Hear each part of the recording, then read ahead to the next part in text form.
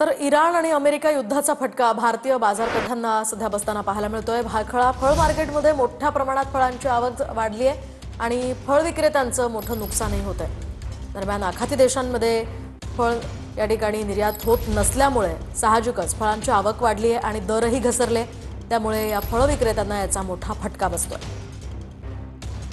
या ठिकाणी विक्रेते आहेत जे या भाजी मार्केटमध्ये गेल्या वर्षानुवर्षे काम करतात, त्यांच्याशी आपण बोलणार आहोत। भाजी मंडईमध्ये सध्या या सगळ्या युद्धाचा काही फटका बसलाय का? भाजी या मार्केटमध्ये आमच्या जी हॉटेल लाईन, जे फुटपाथची गिरायकं होती, एकतर फुटपाथ 8-15 दिवस झाले बंद केलं।